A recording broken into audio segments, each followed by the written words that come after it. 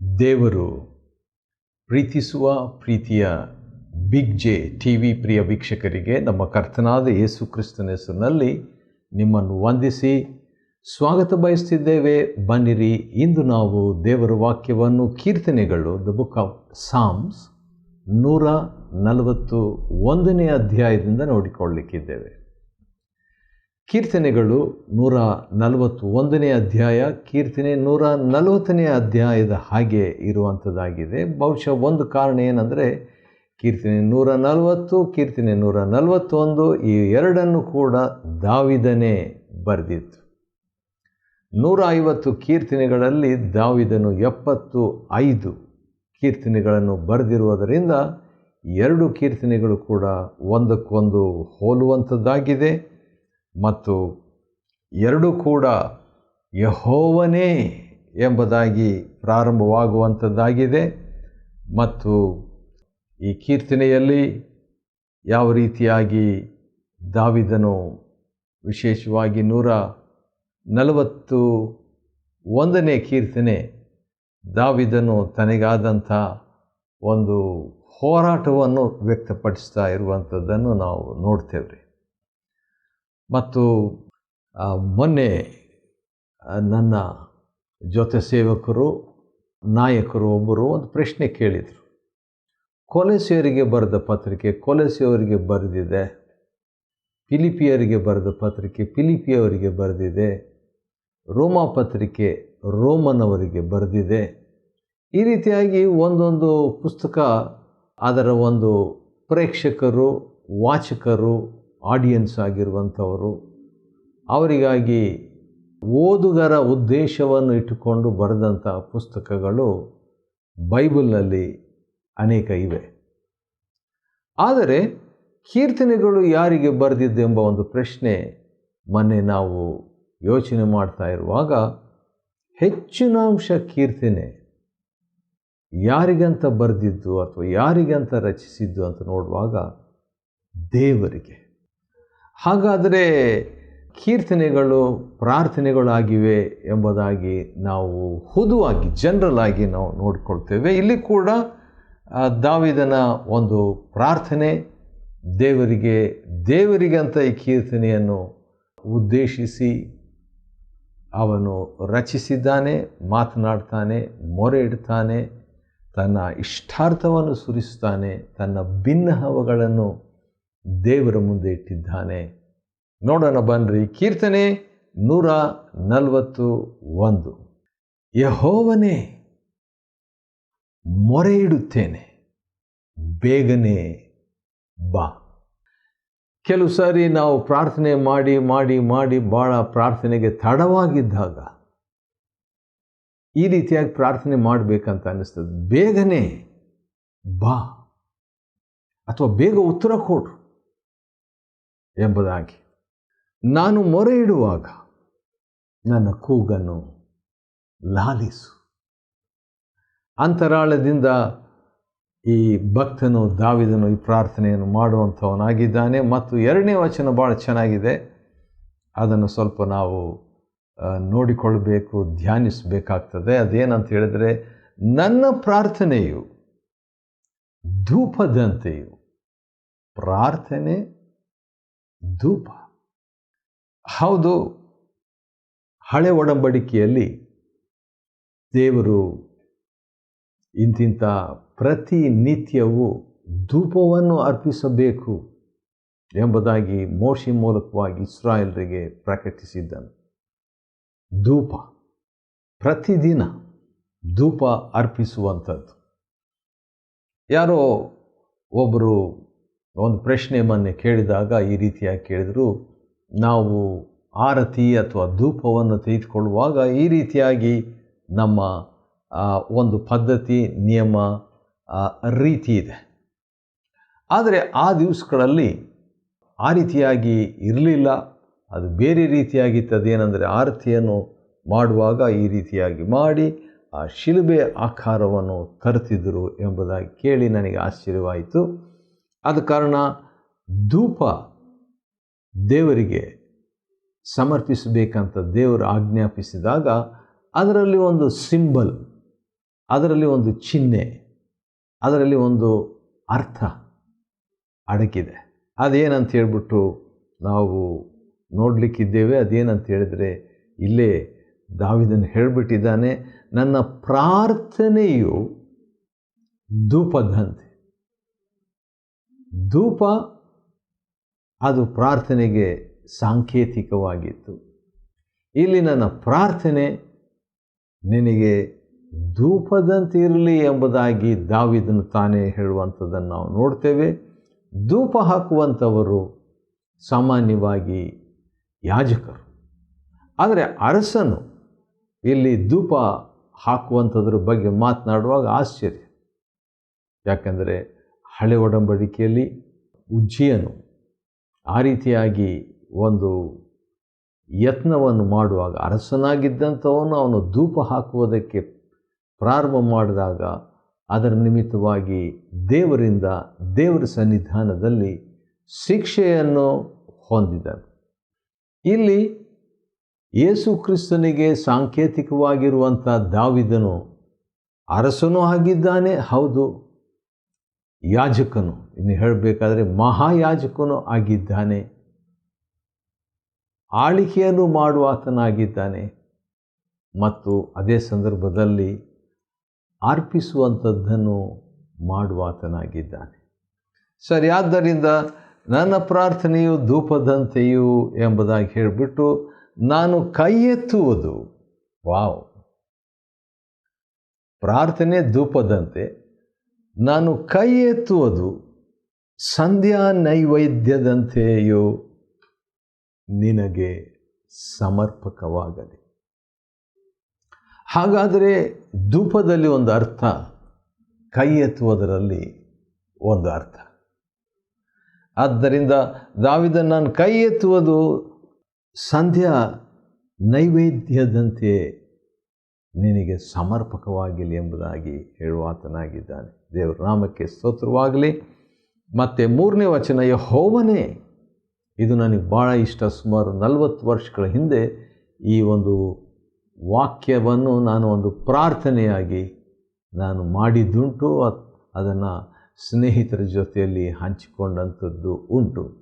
ಓದಿಕೊಳ್ಳೋಣ. ಕೀರ್ತನೆ 141, Psalm 141 verse 3, 3ನೇ ವಚನ ಹೀಗಿದೆ, ಯೆಹೋವನೇ ನನ್ನ ಬಾಯಿಗೆ ಕಾವಲಿರಿಸು, ನನ್ನ ತುಟಿಗಳೆಂಬ ಕದವನ್ನು ಕಾಯಿ.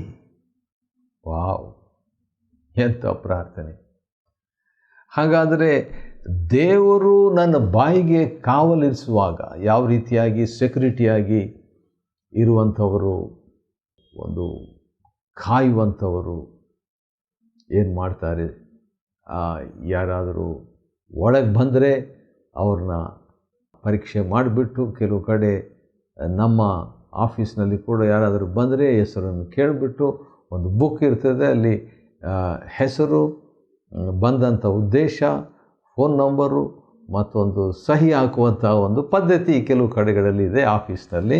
ಆ ರೀತಿಯಾಗಿ ಇಲ್ಲಿ ನನ್ನ ಬಾಯಿಗೆ ಕಾವಲಿರಿಸು ಅಂತ ಹೇಳುವಾಗ 2 ಅರ್ಥ ಅಲ್ಲಿ ಬರೆದಿಲ್ಲ. ಇದು ನನ್ನ ಒಂದು ಅನಿಸಿಕೆ, ಅದನ್ನು ಈ ರೀತಿಯಾಗಿ ಹೇಳ್ತೇನೆ. ಬಾಯಿ ಅಂತ ಹೇಳಿದ ಮೇಲೆ ಬಾಯಿ ಒಳಗೆ ಹೋಗುವಂಥದ್ದರ ಬಗ್ಗೆ ಕೂಡ ಎಚ್ಚರಿಕೆ. ಬಾಯಿಗೆ ಕಾವಲಿರಿಸಿದ ಮೇಲೆ ಒಳಗೆ ಏನು ಊಟ ಮಾಡಬೇಕು ಅನ್ನುವಂಥದ್ರ ವಿಷಯದಲ್ಲಿ ನಾವು ಚಿಂತೆ ವಹಿಸಬೇಕು, ಶ್ರದ್ಧೆ ವಹಿಸಬೇಕು, ಎಚ್ಚರಿಕೆ ವಹಿಸಬೇಕು. ಯಾಕಂತೇಳಿದರೆ ಇಷ್ಟ ಬಂದದ್ದೆಲ್ಲ ನಾವು ತಿಂದುಬಿಟ್ಟು ಆನಂತರ ಅಸ್ವಸ್ಥರಾಗಿ ದೇವರ ಸೇವೆಯನ್ನು ಮಾಡಲಿಕ್ಕಾಗದೆ, ದೇವರಿಗೆ ಸಾಕ್ಷಿಯಾಗಿ ಇರುವುದಕ್ಕೆ ಆಗದೆ, ಆ ರೀತಿಯಾಗಿರುವಂಥದ್ದು ದೇವರ ಚಿತ್ತವಲ್ಲ. ಆದ ಕಾರಣ ನನ್ನ ಬಾಯಿಗೆ ಕಾವಲಿರಿಸು ಅಂತ ಹೇಳುವಾಗ ನಾನು ಏನು ಊಟ ಮಾಡ್ತೀನಿ ಅದು ಕೂಡ ಯೋಚನೆ ಮಾಡಿ ಮಾಡಬೇಕು. ಇಷ್ಟ ಬಂದದ್ದು ಎಲ್ಲ ತಿಂದು ನಾವು ಅಸ್ವಸ್ಥರಾಗಬಾರ್ದು. ಬಾಯಿ ಒಳಗೆ ಮಾತ್ರ ಅಲ್ಲ, ಬಾಯಿಂದ ಹೊರಗೆ ಬರುವಂಥದ್ರ ಬಗ್ಗೆ ಕೂಡ ನಾವು ಎಚ್ಚರಿಕೆ ವಹಿಸಬೇಕು. ಇಷ್ಟ ಬಂದ ಹಾಗೆ ನಾವು ಮಾತಾಡಬಾರ್ದು. ಇಂದು ನಾನು ಬೆಳಿಗ್ಗೆ ಏನು ಈ ಸಂಬಂಧವಾಗಿ ಬರೆಯುವಾಗ ಒಂದು 30 ವಿಷಯಗಳನ್ನು ನಾನು ಬರೆದಿಟ್ಕೊಂಡೆ. ಏನಂದರೆ, ನಾವು ಮಾತನಾಡುವಂಥ ವಿಷಯದಲ್ಲಿ ಎಚ್ಚರಿಕೆ ವಹಿಸಬೇಕು. ನಾವು ಮಾತನಾಡುವಂಥ ವಿಷಯದಲ್ಲಿ ನಕಾರಾತ್ಮಕವಾಗಿ ಮಾತಾಡಿಬಿಟ್ರೆ ಅದು ಹಾನಿಕರ. ಮೊನ್ನೆ ಒಬ್ಬ ವಿಜ್ಞಾನಿ ಆದಂಥ ನನ್ನ ಸ್ನೇಹಿತರು ಇದ್ರ ಬಗ್ಗೆ ಮಾತಾಡ್ತಿದ್ರು, ಇದ್ರ ಬಗ್ಗೆನೇ ಮಾತಾಡ್ತಾಯಿದ್ರು. ಮಾತನಾಡುವಾಗ ಅದನ್ನು ನಾನು ಬರ್ಕೊಂಡೆ. ಒಂದೊಂದಾಗಿ ಬರ್ಕೊಂಡಾಗ ಎಷ್ಟು ಬರ್ಕೊಂಡೆ ಅಂತ ಹೇಳ್ಬಿಟ್ಟು ನೋಡುವಾಗ 198 ವಿಷಯಗಳನ್ನು ಬರ್ಕೊಂಡೆ. ಯಾವುದಕ್ಕೆ ಸಂಬಂಧಪಟ್ಟು? ಮಾತಿಗೆ ಸಂಬಂಧಪಟ್ಟು. ಕೆಲವು ಸಾರಿ ನಾವು ಮಾತನಾಡುವಾಗ ನಕಾರಾತ್ಮಕವಾದ ರೀತಿಯಲ್ಲಿ ಅಪನಂಬಿಕೆಯ ಮಾತುಗಳನ್ನು ಮಾತಾಡಿಬಿಡ್ತೇವೆ. ಅದು ಹಾಗೆಯೇ ಆಗಿಬಿಟ್ಟಾಗ ಕೆಲವು ಸಾರಿ ನಾವು ಹೇಳ್ತೀವಿ, ನಾನು ಅಂದ್ಕೊಂಡೆ, ನಾನು ಹೇಳ್ದಂಗೆ ಆಯಿತು ಎಂಬುದಾಗಿ ಹೇಳ್ತೀವಿ. ಆದರೆ ನಾವು ಆ ರೀತಿಯಾಗಿ ಮಾತನಾಡುವಂಥ ಅವಶ್ಯಕತೆ ಇಲ್ಲ. ಮತ್ತಾಯ 12:37ನೇ ವಚನದಲ್ಲಿ ನಿನ್ನ ಮಾತುಗಳಿಂದಲೇ, ಅದನ್ನು ನಾವು ನೋಡಿಬಿಡೋದು ಒಳ್ಳೆಯದೇನೋ, ಯಾಕಂದರೆ ಈ ಒಂದು ಅಧ್ಯಯನಕ್ಕೆ ಅದಕ್ಕೆ ಸಂಬಂಧಪಟ್ಟಿದೆ. ನೋಡೋಣ. ಮತ್ತಾಯನ ಬರೆದ ಸುವಾರ್ತೆ 12ನೇ ಅಧ್ಯಾಯದಲ್ಲಿ ಏನಿದೆ ಅಂತ ಹೇಳ್ಬಿಟ್ಟು 12:37ನೇ ವಚನದಲ್ಲಿ ನಿನ್ನ ಮಾತುಗಳಿಂದಲೇ ನೀತಿವಂತನೆಂದು ತೀರ್ಪು ಹೊಂದುವಿ. ಯಾರಿಂದ ತೀರ್ಪು ಹೊಂದುತ್ತೇವೆ? ಮಾತಿನಿಂದಲೇ. ಏನೆಂದು ತೀರ್ಪು ಹೊಂದುತ್ತೇವೆ? ನೀತಿವಂತನು, ರೈಚಿಯಸ್, ನೀತಿವಂತನು. ಯಾರಿಂದ ನಾವು ತೀರ್ಪು ಹೊಂದುತ್ತೇವೆ? ನಮ್ಮ ಮಾತುಗಳಿಂದಲೇ ತೀರ್ಪು. ಹಾಗಾದರೆ ಒಂದು ರೀತಿಯಿಂದ ನಮ್ಮ ಮಾತು ಜಡ್ಜ್ ಇದ್ದ ಹಾಗೆ, ನಮ್ಮ ಮಾತುಗಳು ನ್ಯಾಯಾಧಿಪತಿ ಇದ್ದ ಹಾಗೆ. ನಿನ್ನ ಮಾತುಗಳಿಂದಲೇ ನೀತಿವಂತನೆಂದು ತೀರ್ಪು ಹೊಂದುವಿ, ನಿನ್ನ ಮಾತುಗಳಿಂದಲೇ ಅಪರಾಧಿ ಎಂದು ತೀರ್ಪು ಹೊಂದುವಿ. ಕೀರ್ತನೆ 141 ನೋಡ್ತಾ ಇದ್ದೇವೆ. 4ನೇ ವಚನ, ನನ್ನ ಹೃದಯವು ದುರಾಚಾರವನ್ನು ಮೆಚ್ಚದಂತೆಯೂ. ಒಳ್ಳೆ ಒಂದು ಪ್ರಾರ್ಥನೆ.